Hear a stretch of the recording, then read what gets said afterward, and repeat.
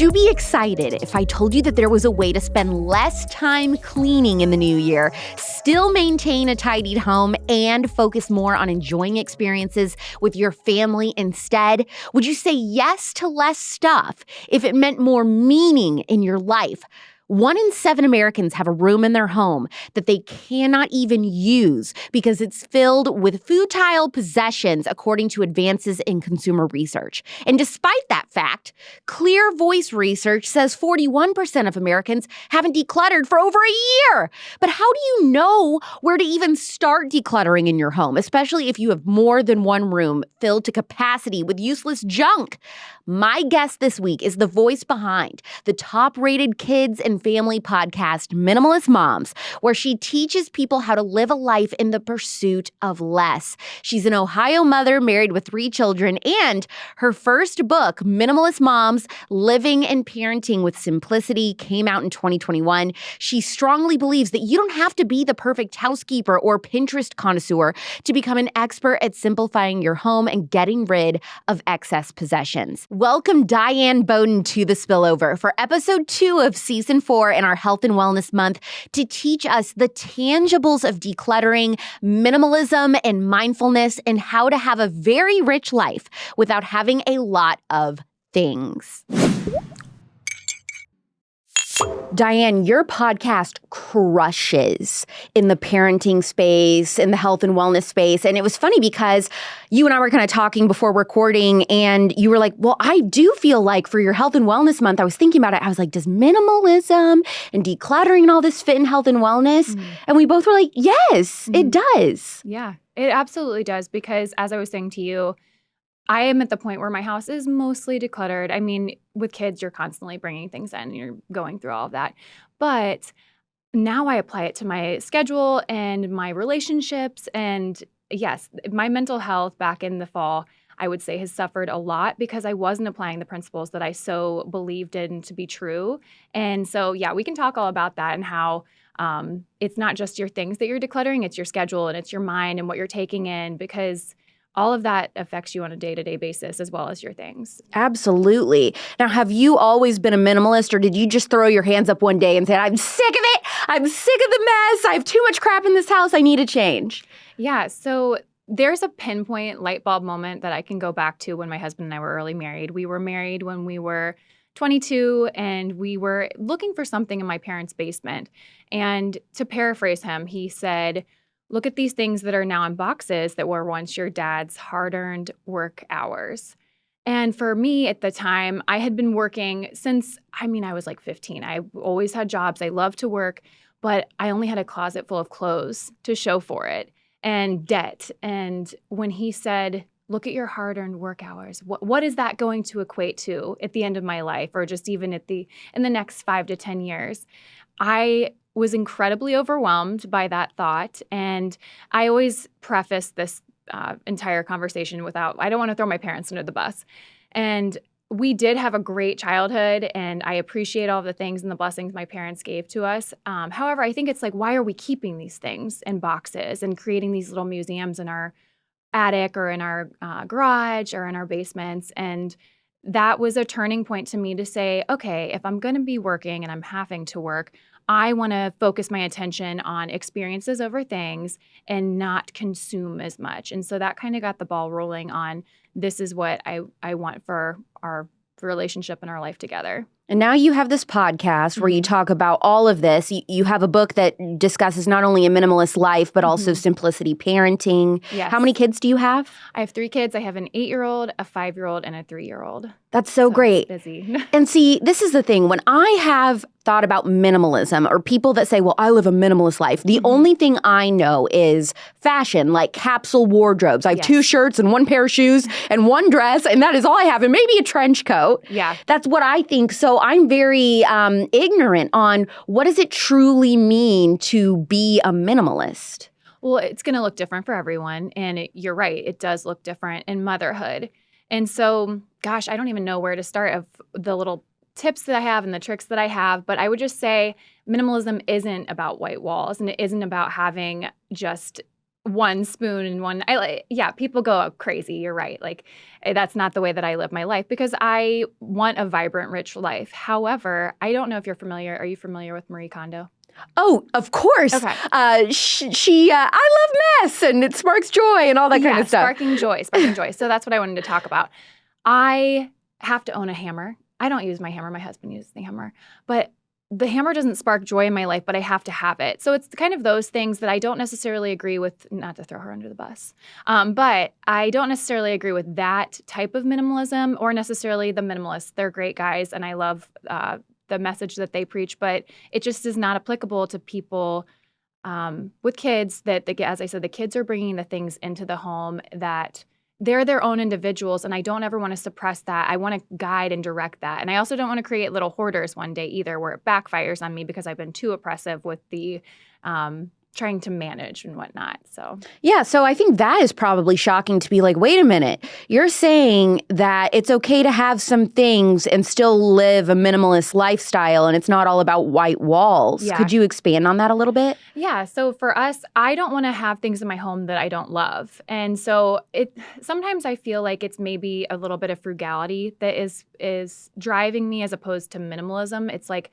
I don't necessarily want to spend money until I know what I actually want. But also, why do we buy these huge homes and fill them with things that we don't necessarily need? It's like, oh, we have all these cabinets, so we're just going to automatically fill the cabinets. And again, I think it's just more so considering what we're bringing in as opposed to, I don't know. I guess I lost my train of thought. I don't know what I was trying to say. It's about what you're bringing in. And I don't know, like editing. Yeah, well, in things regards out.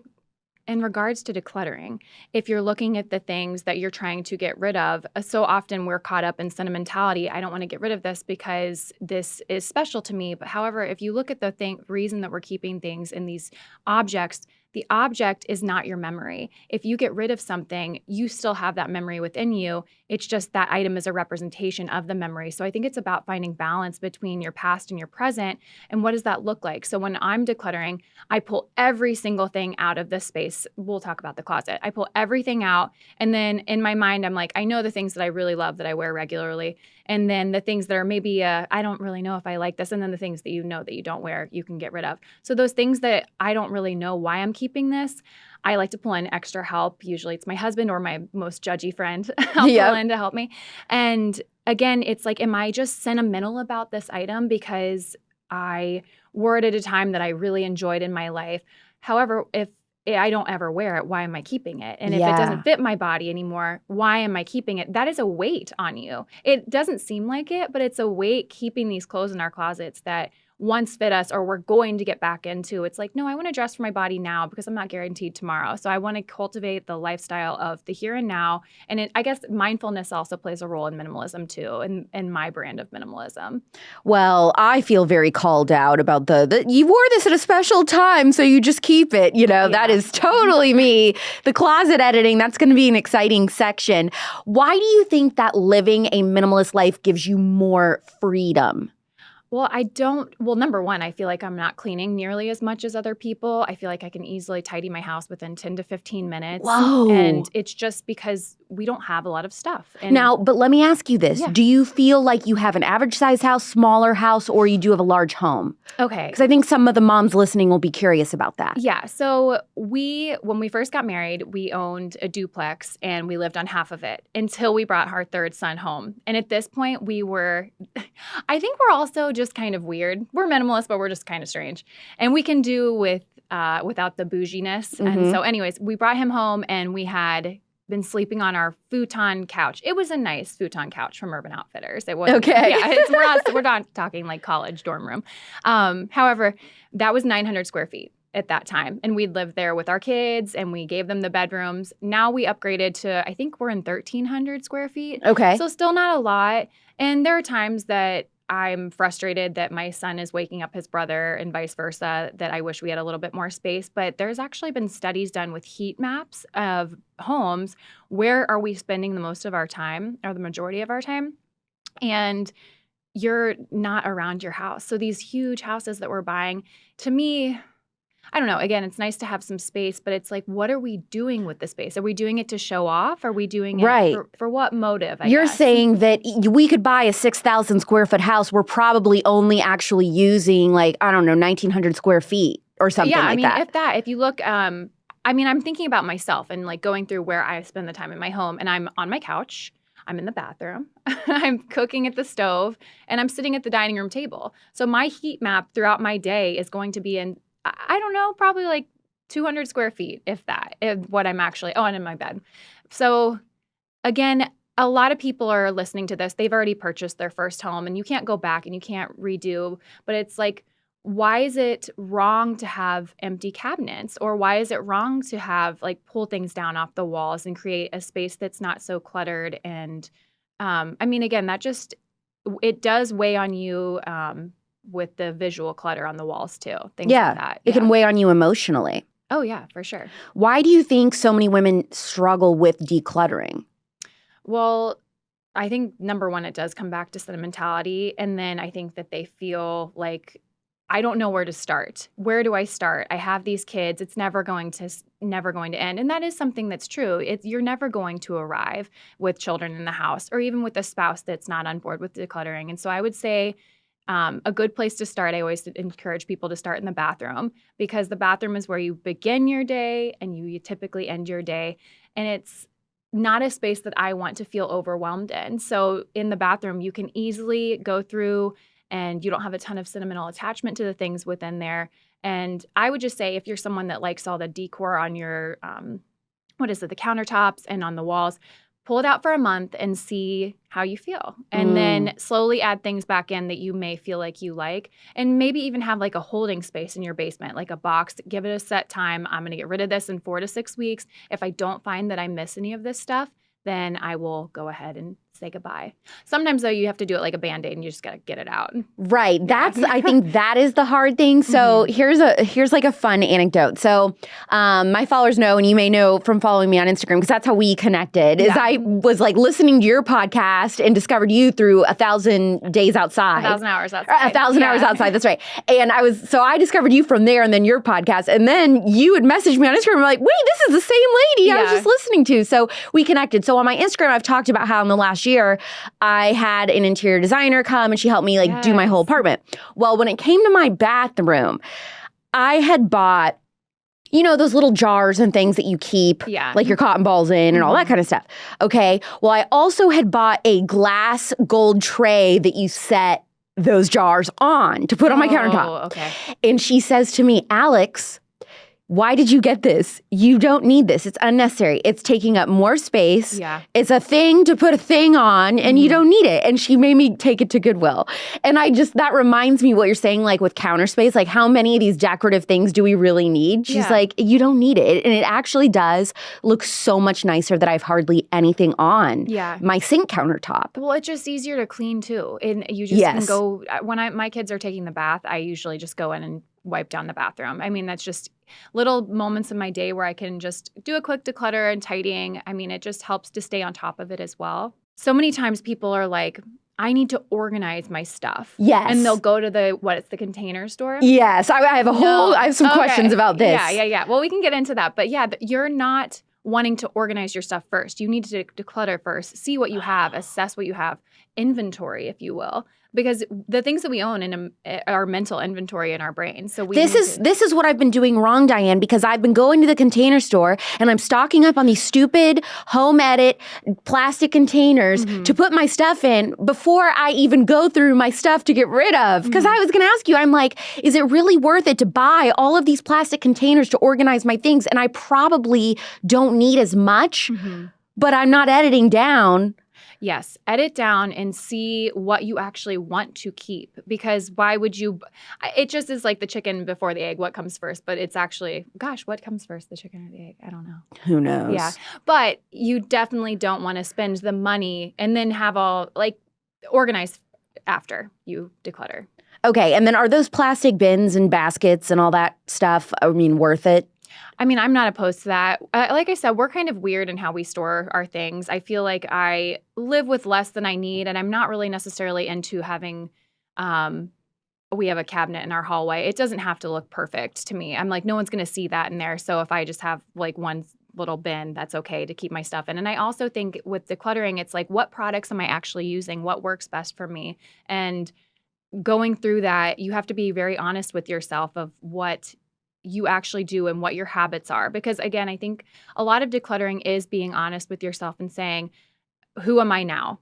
Because have I ever gotten to that point that I want to be? And if maybe that's a challenge to you to say, yeah, I want to be that person. I want to be the person that uses all these skincare products and focuses on skincare. I want to be the person that has all, if you're looking at the kitchen, all these health foods and chia seeds and flax seeds and all of these things. But like, if you're not doing that, why are you keeping them? I don't know. I think it's like a crutch. Like we feel like, well, if we have it, we'll do it. Mm-hmm. Well, you can typically go to the store. If that's the case, for $20 and under, even Facebook Marketplace, you can find a replacement for these things. And I'm not about wasting money. It's more so now that I have this thought and I've laid out how I want to be. That's another thing with decluttering. I really think at the beginning of your journey, you need to just assess some of the things that you're looking for with decluttering and what the space, decluttering your space would do for you. And then you can kind of connect the dots between like, what's the life I'm living versus what I want to actually be. Do you really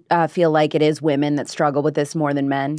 I think so, and I don't exactly know why. I do think we're more emotional, and the sentimentality does play a role. But some men really do like their things as well. I think they can live with less though than we can. I don't know. I feel like men they actually have more of a shoe addiction sometimes than women can. Yeah. Sneakers. Yeah. You know? Yeah. How has living minimally positively affected your personal relationships? Well, I would just say I have more time to focus on my friends. My friends are so important to me. And even as a mom, I try to make sure that I am getting regular friend time. But I would just say if I'm managing all of these relationships. Well, actually, do you want me to tell you this is? Yes. I'm gonna tell you this thing that I did a couple of years ago, and it kind of makes me look like a jerk, but it actually really it changed my relationship life. I guess the relationships in my life. I went through and organized my friends with tiers, TIER, tier 1, tier 2, tier 3. I wrote down every woman that I was regularly seeing. I know.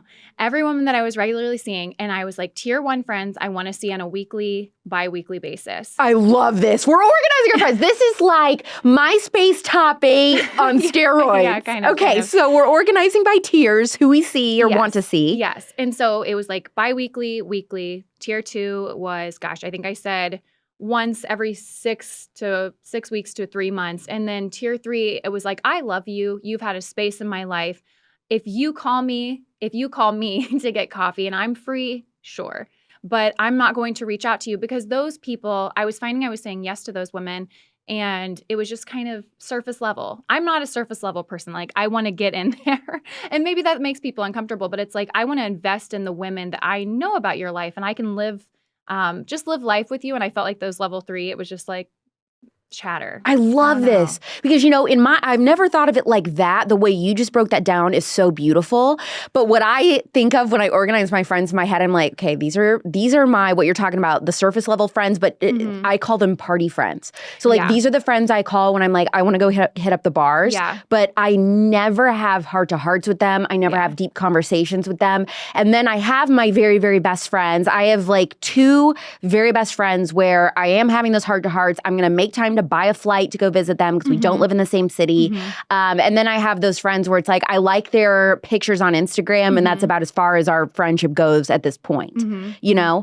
Yeah. I was going to say, so relating that back to the question that you asked, I would just say I have richer relationships with people because, and again, this is minimalism applied to our schedule and our mind versus our possessions, but also it's just like what actually matters. I am a Christian and I talk about that a little bit on my podcast, but for those of us that are Christians, we don't store our possessions here on earth. Like we build up treasures in heaven. The Bible talks about that all the time or throughout scripture. And so I would just say, like, what am I investing in on this side of eternity? And it's really hard because I do like clothes. I love clothes. However, a lot of the clothes these days, I love Poshmark. And so I'll get clothes on Poshmark. It's a great sustainable option as well. Yep, I use that. Facebook Marketplace, there's Instagram accounts where women will go thrifting for you and then cultivate, curate their little feed, and then you can buy from them on Instagram. What? Yeah. So a lot of things I've purchased, things I've purchased on there. I love the real. I've been doing a lot of that yes. designer items Yes. that they're authenticated. What Yes. I can't stand is fast fashion or fake fashion. I Yeah. would rather buy a real Prada bag that's been gently used and consigned that I know is real and, marked down a little bit because that has a tiny bit of wear on it than buy just like a fake one. Well, you're talking about quality over quantity too. Yeah. So I like nice things. Most of the things that I own are nicer, but I'd rather save up for something nice and or thrift it versus, I don't want to call out brands, but like I will, H&M, Forever 21, that stuff, even Target. I mean, it just falls apart. Yeah, it does. And then you're spending more money in the long run because you're buying new things more frequently. Yeah, every summer. It's like, oh, I got to go buy all these t-shirts. It's like, maybe if you would have bought a nice one, that would last for a little bit longer. I have a great idea. When you start your bathroom decluttering and take everything out of your cabinet, do me a favor. Look at the packaging for your feminine products. Do your pads or tampons say things like titanium dioxide, chlorine, fragrance? You could be putting extremely toxic ingredients into a part of your body that's very absorbent. Stop using drugstore brand feminine products that are riddled with toxic ingredients and use men in their marketing for a product that is supposed to be for women. Start using Garnu, Garnuu. Their tampons are 100% organic cotton, the plastic applicators are BPA free, and all their products are made without chlorine, dyes, or fragrance. Your periods could be painful and terrible because of what you're putting in your body during it. Try something different. Garnu also sells menstrual cups, and don't worry, pads are coming soon. Another fun fact I love is that Garnu is a conservative-owned company that fights human trafficking in Nepal with every purchase. This year, we're done giving our money to businesses that hate us. Get 15% off your first monthly subscription by going to garnu.com/spillover with code spillover. That's GARNUU.com/spillover with code spillover for 15% off, or check the show notes in the description. Let me ask you something going back to the friend thing, because this is a question I get asked a lot, and I'm about to be 30. And so just thinking, there's so much growth that happens between the beginning of your 20s and the end, because, at first you're like, well, for a lot of people, it's like college, getting out of high school, all those types of things. And then you get more serious in life. You're starting your career. You may be starting a family. Yeah. And so friendships change. When do you think is a really good time or the prime time to start reassessing friendships and being like, hey, this person was in my life for a season. They're not really, meant to be there forever. I don't need to keep investing in this friendship, investing time and energy. Like, is it late 20s, early 30s the best time to do that? I mean, I don't think there's necessarily a time frame. I did it when I had my second child, and I just felt like, again, it's like, okay, if this is something else that is I don't want to say my child's added to my schedule, but it's like, this is another human in my life that I'm giving energy to, if you really break it down to what I'm doing. And so I had to just be clear with, I don't want to give my energy to, again, that chatter of the weather or just like very surface level things. I want to invest that in my kids, and then maybe be quiet. Just be quiet and not have to fill the space. I think that's really hard for me because I'm a talker, and I really I love connecting with people, but it's like, when is the time to just be quiet? And that was another reason that I laid out the tiers. And again, it's not because those people weren't valuable in my life, and hopefully I was doing the same to them. These are roommates that I've had that are now in tier 3. Yeah. And again, it's not like you have to have a conversation while you've dropped a tier 3. It's just, I think people kind of get that idea. And again, if they reach out to you and you have the time, I think it's great to catch up. But I think it's just like, where is our energy going throughout the week as we become moms, or we have a 9 to 5 that we're really invested in? Whatever your goal is, I think that it's just always good to reassess what is taking my energy. So absolutely. How can women find contentment in our wardrobes? How can we stop from wanting to buy the pair of shoes as soon as we see it, or the bag, or the dress? Well, I'll be honest with you. I got the onesies a little bit this fall and winter, like early winter. I felt like I was wanting things, and I felt like it's because maybe I hadn't bought things for a while. I felt like I wanted to add some new pieces to my wardrobe, so I think that's okay. However, I also had to reevaluate, reexamine, why am I dressing when I was not a minimalist? I would want to have something new every time I would see people, or like I would never That's me. I would never want the same people. Like at church on Sunday, you're not going to see me in the same thing unless Yes. it's with new friends. So anyways, I had to reevaluate why I liked my friends. So why do I like Alex? Do I like her because every time I see her, she's in something new? No, I like Alex because Alex is who she is, and she's a unique person and special to me. And so when I detached myself from the things that I needed, this was also with body image too. When I thought about like my motivations for wanting to fit a certain size, it's like, why do I like my friends? And my friends are all various sizes. So yeah, I would just say when we get clear-minded and rational with, again, driving factors, driving forces in our lives, we can easily detach from those emotions, because that's emotional motivation. That's not rational. It's not rational to want to have new clothes every time we see someone. And what is your motivation in wanting to do that?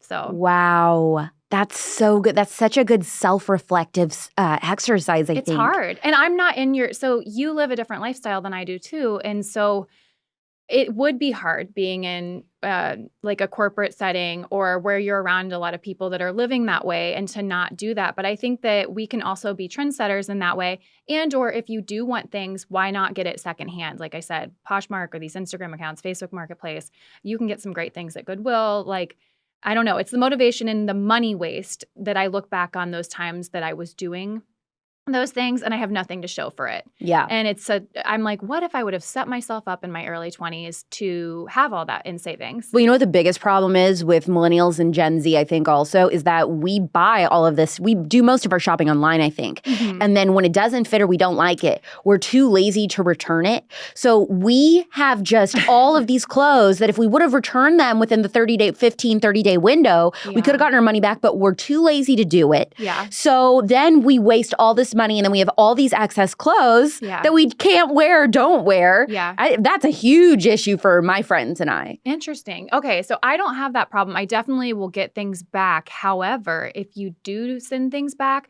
I know with Amazon, oftentimes they'll just throw it away.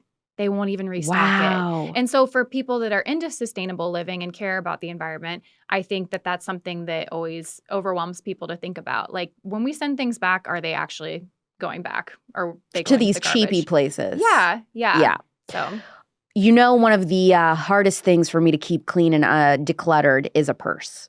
Sure. Yes. Where the heck do you start with that? What do we actually need as women to be keeping in our handbags? So again, I would look at what your lifestyle is like and what you're doing, what you're actually needing. I don't know. Maybe I'm just a journaler. I like to write things down. It helps me visualize and see it. And I get, have you heard of a brain dump? Yes. Okay. So just getting everything out of my brain. So I would say write down everything in your purse and then assess, why do I need this? Do I actually need this every day? You saw me walk in. I have a fanny pack that I wear now. I don't even take a purse anymore. Now, why is that? Well, I think I do have kids, so I don't like to have something that I'm like having to hold on to, but also it just like goes right here. My stuff is right here. I mean, you can wear it around your waist. They're coming back, man. No, they are coming back. Yeah. Gen Z brought those back hardcore. I like them. But no, I just would say I don't need nearly as much. I used to carry around my giant makeup bag everywhere that I went, but I did that because I was insecure. It's like, oh, wonder if it rains. And I need to redo my makeup, or wonder if I just need this person to see me a certain way. It's really hard. Yeah, how can you balance being a minimalist but also being prepared and having things in your car, having things in your purse that you might need? I think we as women operate on this what if all the time. Yeah, so I carry in my car. That's the other thing. If you don't have a car, that's kind of hard. But in my car, I have clothes for me and my kids because we like to be in nature and my kids are constantly getting wet. And so it's like nice to have the clothes that we can get to. But I guess I'm just maybe I'm not as prepared. Again, I think that I'm like, I live in the city. I can go to the store if I need something. Yeah. But no, I think that everyone's personality is different, and your level of preparedness in those situations are going to look different. It's just why. I think it's the why. I don't know, as I'm processing this conversation with you, I think I'm coming back to, why am I keeping these things? Why am I doing these things? Why do I think this matters? Why do I think this doesn't matter? Like, what is that driving factor that we have to get back to? I don't know. Okay. I want to talk about the cleaning cabinet, Okay. cleaning supplies. Yeah. How many cleaning supplies do we actually need in our homes at any given time? Well, I listened to your interview yesterday with Ray.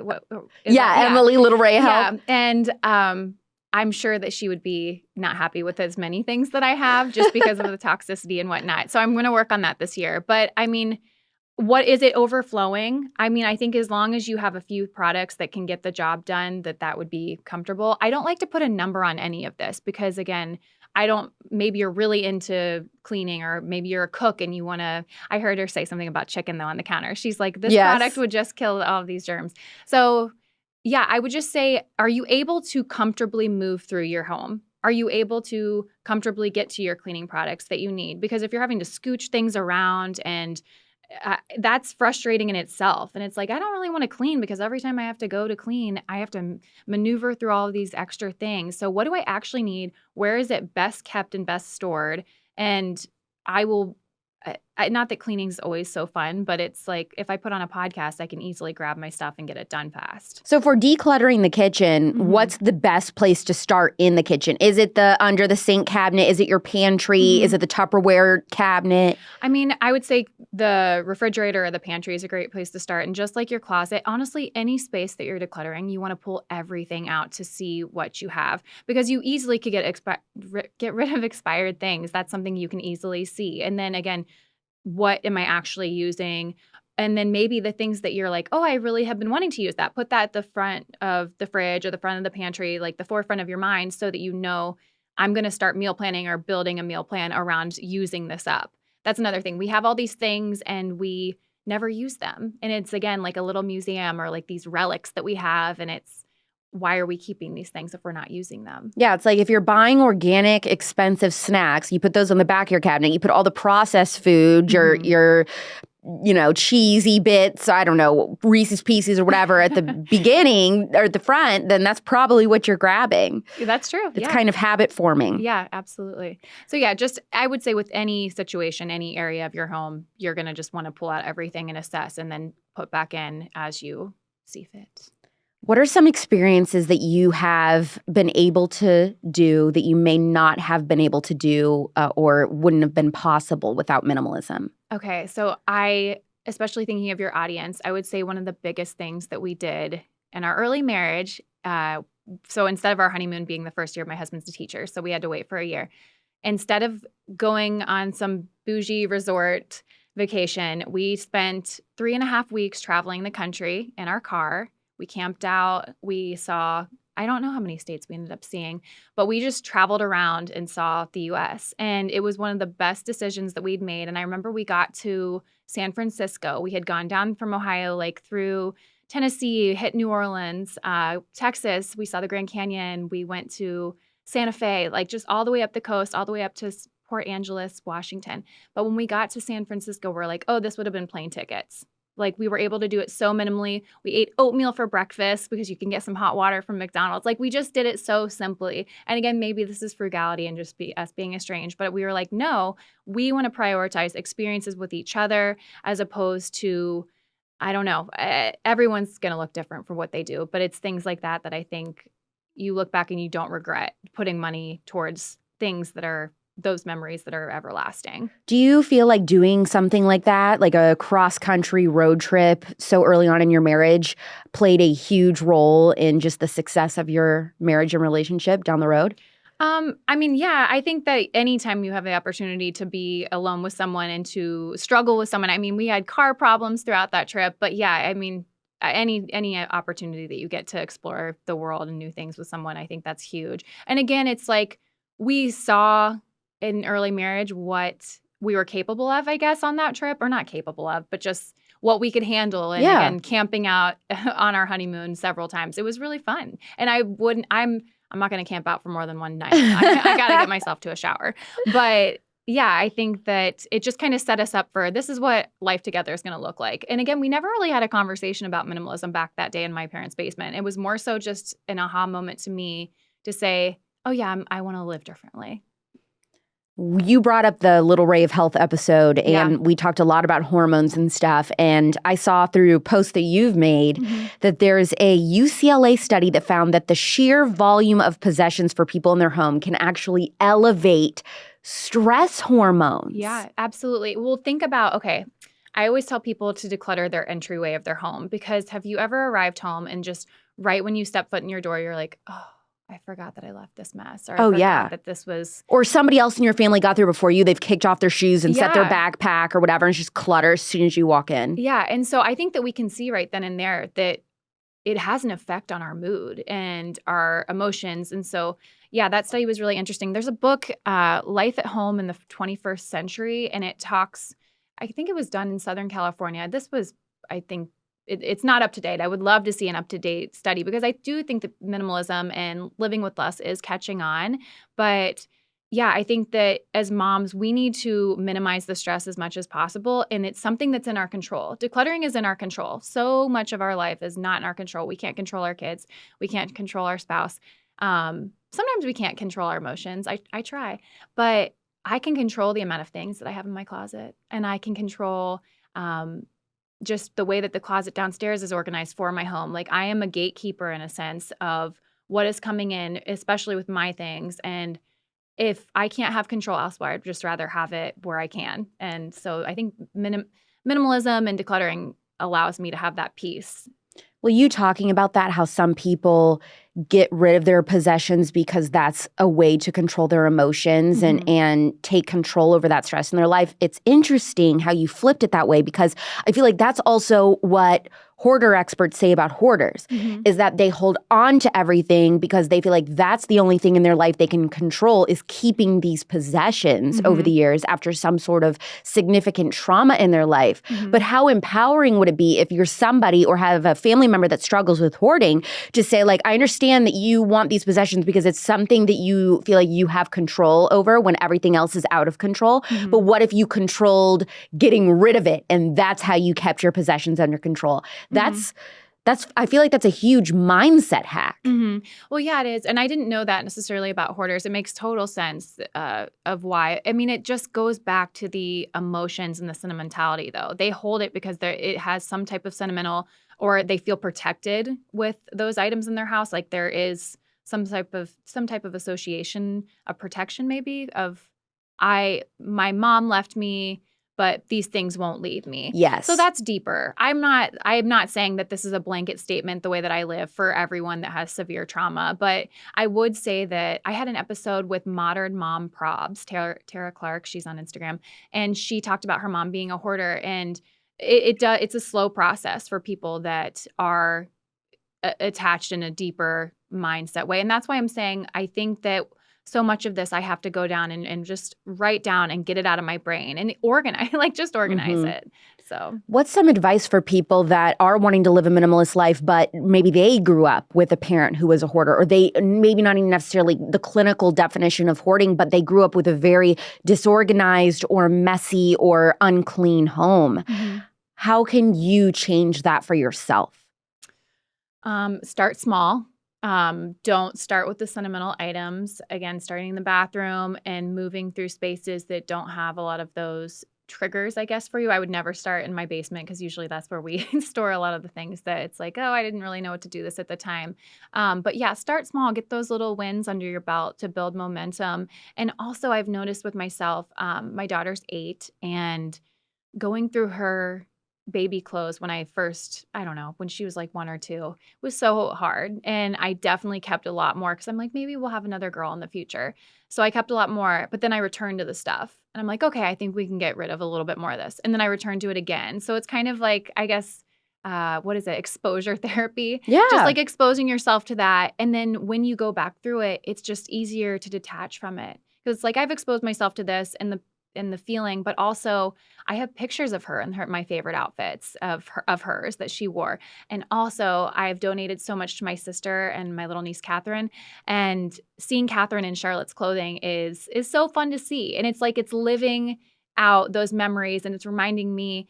And now we're on to the next memories. And it's just like, don't feel like letting go of those things is letting go of the past or the experiences that you've had. Like those are still with us. And it's like, what's next? I'm just excited for what's next with my kids. And the items are just so, again, they're unnecessary. Do you edit down and clean your kids' rooms, or do you teach them how to do it and they're responsible for editing out their possessions? It's a little bit of both. So I think when your kids are younger, you can kind of get in there and just get rid of, I don't know where that went. But I think as they get bigger, I don't want it to have the opposite effect of what I would like to instill in my kids. And so I like visual boundaries, like, hey, you have this shelf, you can fill it with so much stuff. And then once you get new stuff, it's the 1 in, 1 out rule. Like you can only fill this cabinet. You can only put things on this shelf. So I like her to have that visual boundary of where she can bring things in that she likes. And then also usually around Christmas or birthdays, I'll grab a box and say, hey, you're probably going to get some new toys. So is there anything you're not playing with that you want to either, if it's still in good shape, donate, gently used, or we're just going to get rid of. So I think I'm hesitant to totally take control and dominate just, I guess, with our minimalism to them, because I just never want it to backfire. And I just was telling someone the other day, she got this book at my 8-year-old at the library about cardboard boxes and how you can create toys with recyclable materials. Anyways, I went into her room and I was like, Charlotte, you have way too much. And so it's like, what are you actually playing with? And we can keep a couple, but it's time to get rid of it. And that was an eyesore to me. I didn't want to go in there and see that, but I have little kids. I have kids. And so my house is not going to be exactly perfect of the way that I would want it without them.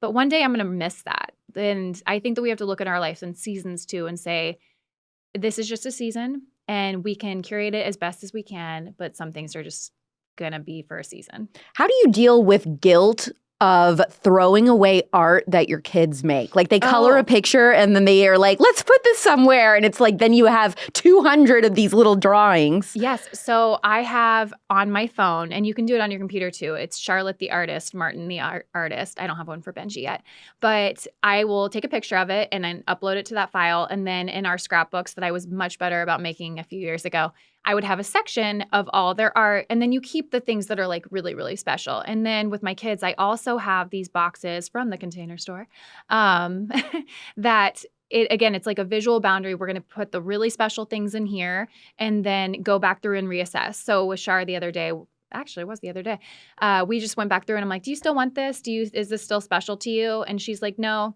So we got rid of it and we created more space in there for her. So again, allowing her to kind of take control. And then we have those from when she's really little, the scrapbook of the That's genius. pictures. Yeah. Genius with the digital, like take a picture and then you just have it on there, because it's going to take up way less space on your phone or your computer than having the physical art there and keeping all of these, throughout the year. Yeah. I heard another mom the other day, I was listening to something else, and this mom lives in a multiple story house. So they usually live most of their life, like, in the living room, the kitchen, on the first floor. Yeah. And so when her kids make art, she'll say to them, okay, if you really want to keep this, then you have to bring it all the way upstairs. And she said 9 times out of 10, they're like, no, it doesn't mean that much, because they don't feel like walking all the way up to put it where it goes. Yeah. So she's like, if it really means something to you, you're going to walk all the way up and put it upstairs. And so I was like, that's genius too. And then the other ones just get thrown away. Yeah. You can also display it. So I have these cords from IKEA from in her room, and I just clip some of her favorite pieces, and then you just switch them in and out. And if you need to take a picture of it, you can take a picture of it for the scrapbook. But yeah, it's just crazy how I think when you shift your mindset, you do start detaching a little bit more from some of these things, because I still do. There's things I feel sentimental about. I just found a card from my grandma and I was like, oh, I'm never getting rid of this. Like, this is something that it's just her last handwriting to me. And it's like, that's going to be mine. And I have my own box too of things that are special to me. So I'm not trying to say that there aren't items that aren't special that we should be keeping, that it's not hard to get rid of those things. What are some interesting facts that you can tell us about kids who have less toys? So kids that have less toys are typically dealing with less decision fatigue. And I've seen this, we're coming out of Christmas and my kids are not playing as well as they had been because there is too much. And it's like, think about you. If you cultivated a closet where you have just things that you know that you love and that you wear regularly, probably like we'll say 20 to 30 items, it's so much easier to get dressed. But if you have 50, 60, 70, 80, whatever, fill in the number items, it is so much harder to get dressed because you have an abundance of things. Or think about going to the grocery store. It's like, I just need 2 cereals so I can pick which one. But when you have a whole entire aisle of cereal, it is decision fatigue. And then it's like, I don't know how to operate. So I've seen either my kids play not well at all, or they go from thing to thing and they're not entertained. But if you have fewer things, it's like, this will entertain me longer because I don't have a lot of things that I can move to. So I need to figure out a use for this. And I also really love imaginative toys for that reason. Blocks, I would consider an imaginative toy, to where you have multiple uses. Like silks and stuff. Yeah, multiple use toys, but also we spend a lot of time outside. So I feel like it's easy if you try and prioritize that, if you live in a climate that you can get outside a lot more, it kind of helps cut down on the number of toys that you feel like you have to own. So would limiting decision fatigue look like going through, editing down your children's toys, not necessarily getting rid of them, but you take some and maybe put them in storage or put them away and only keep a few out at a time. Yes. And then you just like switch them out. So they're like, oh, something new. Toy rotation is what you're talking about. Yes. That is helpful too. And especially with Christmas gifts, I will put things away and then we'll bring them out here probably at the end of February. It's like once things have gotten not as exciting, I'll bring something out that they love and I want them to have. So some Lego kits we put in the basement and we'll bring them out here once things aren't as exciting anymore. But I think toy rotation has been really helpful too because things seem new again and exciting again, even though it's like, no, you had this a few months ago. So how do you deal with incoming toys for birthdays and holidays? Like family members and all these people just buying like all these junky toys. Like, do parents have to accept all toys and just say thank you? Mm-hmm. Is it okay to tell your family members, hey, like we're not doing toys or we just want books or what? How do you deal with that?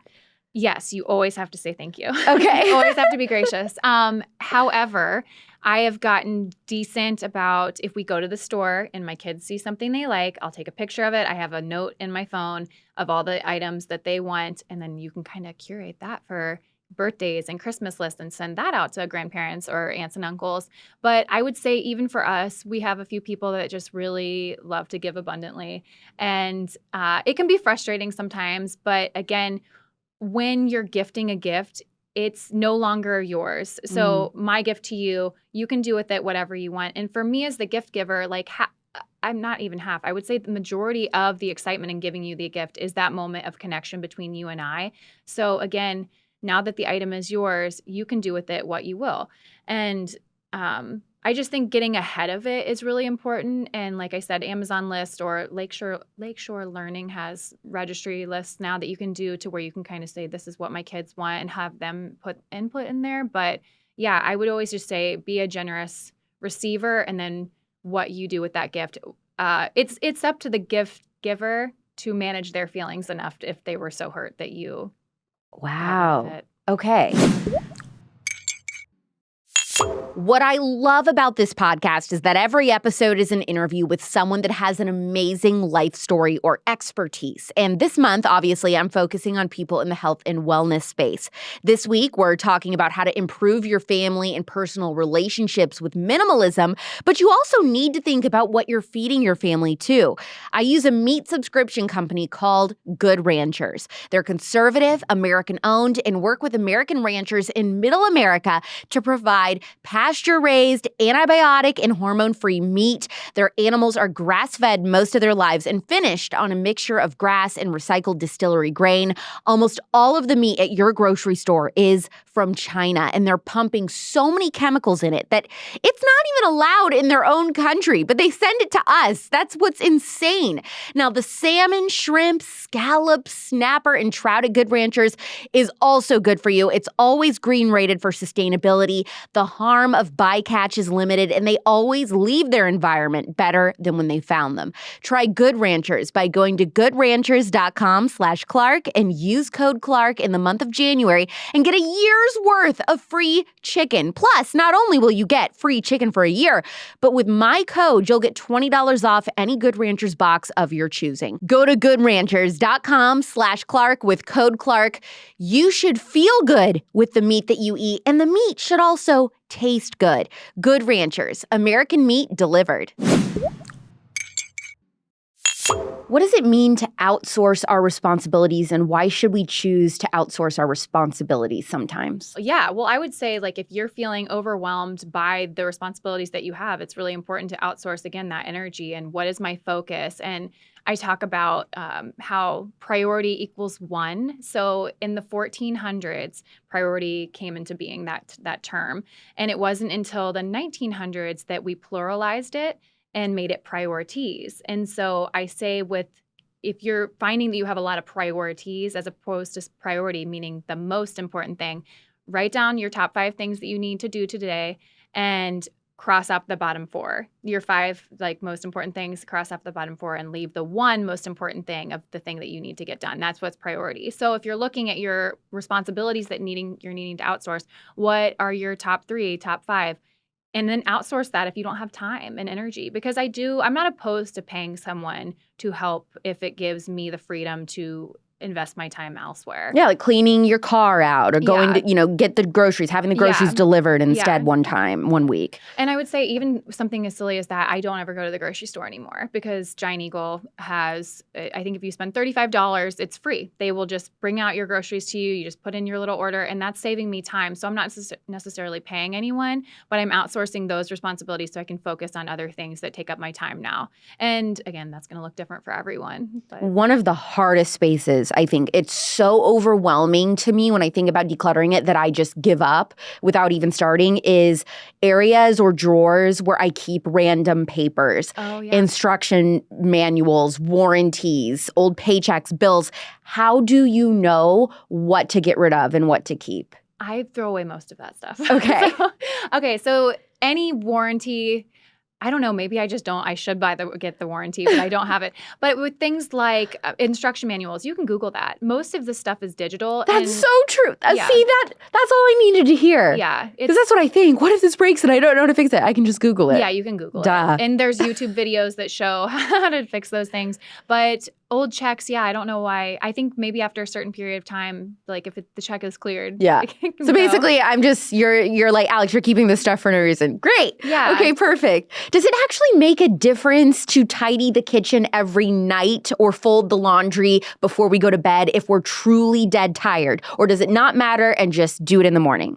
I think, are you familiar with Andrew Huberman? No. Oh, I highly recommend Andrew Huberman and his podcast, but I would say that he would probably say prioritize rest because it's the most important thing. However, I do not like to come downstairs in the morning to a disheveled kitchen. So if you implement the 1-minute rule, I heard this from Gretchen Rubin. So anything that you can get done in 1 minute, give or take a few, do it. So if you're throughout the day cleaning off your lunch plate, doing your breakfast dishes, you're not going to have all of that at the end of the day piling up to where you're having to do it at the end of the day. You may have a few things, but I would say that if you can stay on top of it throughout your day, that you can just easily go to sleep. And then in regards to laundry, I do a load of laundry every single day and fold the clothes every single day. It doesn't take too much time, but also we've cut our wardrobe in half to where I don't have as much laundry. Anyway. See, how often should we be cleaning out our closets? Like, is that a once a year thing, once a month thing, every 6 months? I don't know. I like to do things. I really like the fall as a time to reset and restart. And then the spring, it's kind of the opposite, I guess, of the new year and the summer break. But I like to go through things then. But really, again, it's just, is this feeling too crowded? Am I starting to notice, I have too much? And then just reassess, spend some time, put it in your calendar if you have to. Because I think with decluttering, especially if you're going to go through a lot of things at once, you're going to have to block that off in your schedule. Like, don't pull things out and then not get back to it. Don't start it and then you're like, I pulled all this stuff out and I don't have time to continue. It's like, maybe you should have scheduled the time to do that. And again, these little decluttering things throughout your day, when you get the mail, deal with it right then and there. That's one of the 1-minute rule things. Hang up your coat, put your shoes away. It's just little things that will save you time at the end of your day. So where you can relax, and you should be able to relax at the end of your day. What does it mean to parent with simplicity? parent with simplicity. Well, I would just say strip away all of the things that marketers tell us that we need for our kids. I mean, think back to the past and the way that people used to live. They had not nearly as much. And in some ways, I'm sure that I romanticize how happy they were. But parenting with simplicity with me is just intentionality as much as I possibly can with what we're doing, what I'm teaching. It's a lot of nature. I'm not opposed to screen time. I just am very intentional about what we watch. And I don't want to go into I don't know the science of it, but even screens that are shows that are really, really busy, it's something about how fast the images our brain are taking in versus something like Little Bear from the 90s. If you compare it to something from current times. Cocoa Melon Yes. is crack cocaine for a baby. When I see parents, I'm sorry to be this judgy non-mom, but I will say this. Cocoa Melon, I just feel like anyone with a brain, that has got to be terrible for your kids. But you're right, when I think about stuff that I used to watch when I was little, it is totally different. The animation and everything. Stimulating. It's overstimulating. It's just so many visuals that we do not need to take in at once. But yeah, I think the word's inane. My husband's I don't really want our kids to watch anything. They're just, it's kind of like the candy of what you could be watching. We don't want to eat that we don't eat candy every day. We don't want to watch Cocoa Melon every day. And I think that's hard too. And I haven't experienced this yet, but I can imagine is becoming a new parent, all of these different companies and brands, you need this as a new mom. You need this, you need this, you need this. And so you talking about parenting with simplicity. I mean, what do you actually need for those that are pregnant or expecting their first or have a new baby? What items do you remember this was worth it. I needed this. And this was just why did I even get this? Yeah, I think that for babies, they need very little. I had so many clothes for my daughter, and it's I'm just finding that in this very beginning stage, we're very cozy, and I want to be cozy with her, and so she's not needing all these outfits to go everywhere because she's usually in this little bundle that I wrap her up in. So that I really loved. I really loved a baby Bjorn or wearing a wrap that you can wear. You don't need the warm wipes. I have a whole section in my book about what you actually should bring in. I'm trying to remember back to when I had little kids. One of the things I was telling my friend yesterday that I loved was our Bob stroller, and it was an all-terrain stroller, and I've used it for 8 years. I used it with all my kids, and it was more of an expensive splurge gift, but it was something that, again, is going to last. The pack and play, that's lasted for all of my kids. But I would say, this isn't in regards to little babies or what we should be having for newborns, but marketers want you to feel like you need a product and that you don't have enough. And even if you look at the Target floor set, it used to change, I don't know, I think with the season, and now I think they have 40 or something set changes or floor changes throughout the year. And it's if you, every time you have to go to Target, have to get, or fill in the blank of the store that you're going to, have to get the new thing, you're never going to be caught up and you're going to be spending money. So when you can also kind of look at it from that perspective, I'm never going to have everything they're trying to sell to me, you can kind of, again, detach from it and say, I'm good with what I have. See, that's the question. When we are at Target, for example, what should we be asking ourselves before we make a purchase? Yeah, I ask myself, do I have something like this? What is my motivation in buying this? What else do I say? Do I want this because someone else has this? And so if you get, I think that a lot of people probably are listening to this thinking, she sounds like she thinks a lot and she's overthinking all of this stuff. But I would just say that once you start thinking this way, it just becomes second nature. It's just habit. I don't have to overthink all of these things anymore because this is just the way that I've lived my life. It's with anything. It's with eating healthy. Yes. You're not thinking nearly as much as you once were about it. It's just coming by your nature now. Yeah, one thing that I have learned in my 20s is I always ask myself when it comes to clothes anyway before I buy, well, anything, but definitely clothes for me, do I like it or do I love it? Yeah. And if I like something, I don't buy it. Or if I go home and I'm I don't know, I'm torn between do I just like it or do I love it? But if I go home and I am thinking about it for 3-5 days, I have not stopped thinking about that sweater for a week. Yeah. I'm I love it. Yeah. I need to get it because I know I love it. I'm going to wear it a lot. And so that's kind of how I rationalize what to buy. Yeah, I've done that too. I usually say if I see something, I'll give it 4 to 6 weeks. Wow, longer than me. Yeah. And if I'm coming back to that in my mind, then I have a conversation with my husband. I'm like, yeah, I think I want to pull the trigger on this one. I want to get this pair of shoes or this jacket or whatnot, what have you. Yes. Also look on Poshmark though. Yes. Yeah. Oh, and that too. Yeah. If I see something brand new at Free People, for example, that I want, Yes. I will find the exact product name, type it into Poshmark or eBay, and sometimes with tags, it'll be $40 less on there. I do it all the time. Yeah, it's a great way to save money. Again, I think a lot of my drive is frugality and just where are we spending our money. And so that's a really helpful thing to save money for sure. What is a drop zone in the home and why is that a bad habit to get into? So drop zones are any area that you're coming in and just dropping, as it says, dropping your things. So mudroom counter. Yeah, mudroom, countertops, any little table that you might have, side table. You're dropping your keys, you're dropping the mail, you're dropping your kids' school stuff, artwork. And so it's nice to have those areas tidied because, again, visual clutter is overstimulating and it just, if we allow that to build up, it ends up taking so much time. And then it's like, where do we start? And I don't know how to manage all of this. So if you can just deal with those items right then and there, I have a little bowl for the keys. My husband always seems to lose his keys. So I was like, we're going to get a bowl and your keys are going to go there. And let's try and use this bowl every time that you come home. But yeah, I think that if we have, a place for everything and everything has a place, that is something I try to live by too. And again, I think it's okay to have a junk drawer. Like I'm totally okay with that because some things are obscure and you have no idea where they should go. Yeah, like a miscellaneous. Yeah, it's like, this is my miscellaneous drawer and I know what is in here and that's why it's here. It's like the island of misfit toys. That's the little drawer that we have. What are some life hacks to avoid overpacking? Oh, overpacking. So I came here today. I'm here for 24 hours and I took a backpack.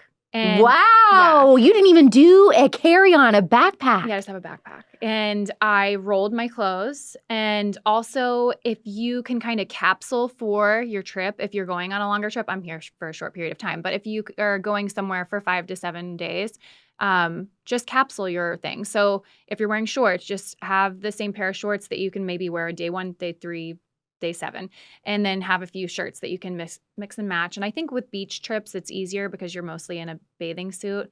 Again, I feel like our lifestyles are different. So it's going to look like, I don't know what your motives are when you go on vacation and you're like, I want to look this is great and whatnot. But I'm a mom, so I'm going to be in the same bathing suit the whole time. Yeah.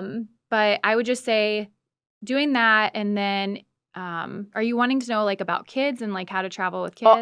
All of it. Don't think about me because there's so many people listening that will relate more to you than me anyway. Okay. Well, yeah. And then just traveling in general with kids, I always like to, if we have a far drive to go, find a spot along the way that they can get out and play. Or if there's an exciting thing to see, we're driving through West Virginia and found this really actually cool town that had these caves nearby and we camped out and it just kind of breaks up the trip. So it's not nearly as stressful, but also finding places that have toys. We just went to Michigan and there was a beach a block away and they had a wagon in the place with beach toys and beach chairs. So we didn't have to pack any of that. So look at, if you're doing Airbnb, what is included in your stay. Yeah. But yeah, in regards to just what am I packing in my bag? I just think of how often you've overpacked. We overpack all the time. And so if you can just say, I'm going to capsule this, I'm going to write it down, go back to that writing it down, and then just get organized, I think having a plan is really important. You discovered something during the fall when it came to minimalism, socially, mentally, what you take on. Could you talk about that? Yeah, I would say that I've been living a minimalist lifestyle for 10 to 12 years at this point. And I feel like I preach, simplify, say no, keep your boundaries. And this fall, I took on way too much. I said yes to, I'm a photographer, and I took on way too many sessions. In October alone, I had 60 mini sessions. And with the podcast, doing it all by myself and just homeschooling. And I just do a lot. And I thought that as an extrovert, my boundary was here. And it was actually down here. And I wouldn't have known that, I guess, if I didn't say yes to everything. But just seeing how, no, these principles you say that you believe actually are something that you want to live out. And you see now what your mental health is like when you don't. I mean, I was at the point where I was getting emails about photography or we want to come on your podcast. And I started getting dizzy. Like I was completely overwhelmed because I'm like, I don't know how to manage you. I don't know where to put you. That's exactly how I am, and why people are like, why don't you just do a podcast on your own and stuff? I'm like, no. I have to have these people. I have to have this team to manage, like helping get you here last minute because we had schedule changes and all that. Like I couldn't do it. It is amazing to me. So just really a wow factor that you do all of your podcasts by yourself. It is such a good podcast. And you record in your car. Yeah, I do record in my car. That's my studio. Sometimes I'll record the intro and outro in my closet, which I know a lot of podcasters will do that too. But yeah, I mean, this is just a labor of love, creative project that started. It happened to take off. I was not expecting that. At this point, I'm still blown away that anyone wants to talk to me about this or that people are coming on. But I'm like, I'm just a mom doing this. And so, I'm doing it in my car. I find the time to figure it out and fit it in where it fits. But yes, just going back to the October and just fall in general, seeing how minimalism applied to your life and your mindset is so important. And when we neglect to think that our things or saying yes doesn't, I just feel like I was flailing. So, doing better habits this year with all of that stuff. I love that. What is the name of your podcast? Remind us again, and where they can listen, and what do you cover on your podcast? Obviously, minimalism. Yeah, so it's the Minimalist Moms Podcast, and you can find me at Minimalist Moms Podcast on Instagram. I also wrote a book about it, Minimalist Moms Living and Parenting with Simplicity. But yeah, I don't just talk about decluttering your possessions. As I said, I'm really into the mind and mindfulness, really into just intentional living. So you'll have topics about how to parent. I had Sandra Stanley on, who her episode's coming out about parenting with the intention in mind. So it's all these little things that I feel like at this point I've been doing it for 5 or 6 years. So I'm like, how can we make this minimalist? And so much of what we're doing is about intentionality and how we're building a life to think more and do with less. So you have great guests. Great guests if you're interested in this type of subject matter, especially parenting, which my audience knows I've become obsessed randomly with like reading and listening to all these parenting podcasts and parenting books. I just find it interesting to prepare ahead for, one day, God willing, if that happens. But I just think it's fun to listen to people talk about different styles of parenting. And so I've really enjoyed your podcast for that reason. Oh, thank you. Yeah, I love, I was the same way. I was a nanny, but I was just really into reading about motherhood before I was a mom. So we connected via Jenny Urich on 1,000 Hours Outside. Mike Viking, he is coming on. He is into Hygge, which is like the Danish living cozy. I just got 2 books on that I haven't read yet. Yeah, so he will be on, it'll air in February. So Ooh. It's just all these different people that are doing things with a life of intention. That's what I want. I want people that are just trying to be intentional without being redundant. So for those that are like, I'm ready, I'm in, I want to declutter, I want to simplify my house, I want to simplify my parenting. Obviously, besides reading your book, what are some other books that really changed your life in this world? Yeah, I would say Simplicity Parenting by, oh my gosh. Oh, Kim or Ken. No, it's Kim. It is? John. You're wonderful. Simplicity Parenting. Simplicity Parenting. Yes, it is so good. Yes. Let Them Eat Dirt. I'm not going to say the authors. I'm so sorry. I know the titles of these books. I'm like, I don't know the authors. I'm sorry. Let Them Eat Dirt was a game changer when I had my son, and just everything that they're putting into their mouth. It gave me so much peace about your microbiome. So that's a great book. There's No Such Thing as Bad Weather.